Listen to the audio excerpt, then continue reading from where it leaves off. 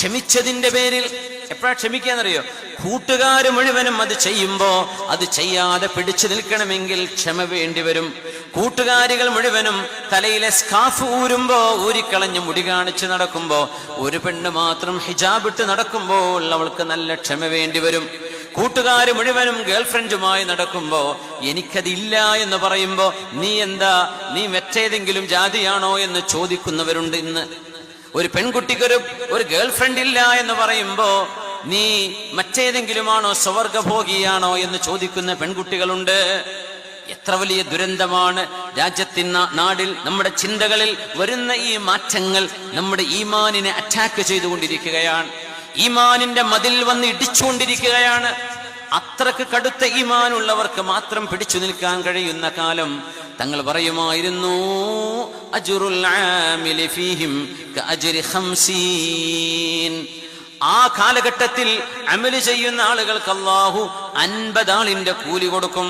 അപ്പൊ സ്വഹാബികൾ ചോദിച്ചു, നബിയേ 50 മിൻഹും, ആ അവസാന കാലഘട്ടത്തിലെ അവരിൽപ്പെട്ട 50 ആളിന്റെ കൂലിയോ? ഖാല ലാ, അല്ല, 50 മിൻകും, നിങ്ങളിൽ 50 സ്വഹാബിന്റെ കൂലിയാണ് അന്ന് നിസ്കരിക്കുന്ന ഒരാൾക്ക്.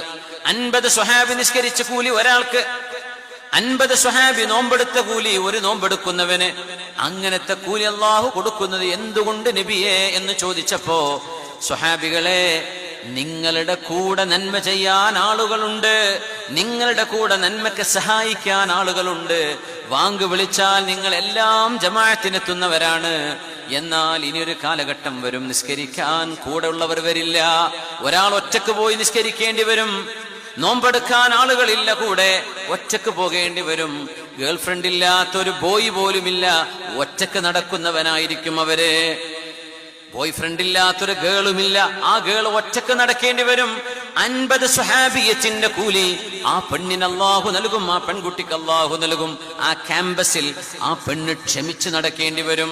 വജസാഹും ബിമാ സ്വബറൂ ജന്നതൻ വഹരീറാ. അല്ലാഹു തആല സിൽക്കും പട്ടും പവിഴങ്ങളും രത്നങ്ങളുമുള്ള സ്വർഗലോകം അവർക്ക് നൽകുന്നു. കാരണം പറഞ്ഞത് ബിമാ സ്വബറൂ, ക്ഷമിച്ചത് കാരണം. ക്ഷമ എളുപ്പമല്ല മുഅ്മിനേ.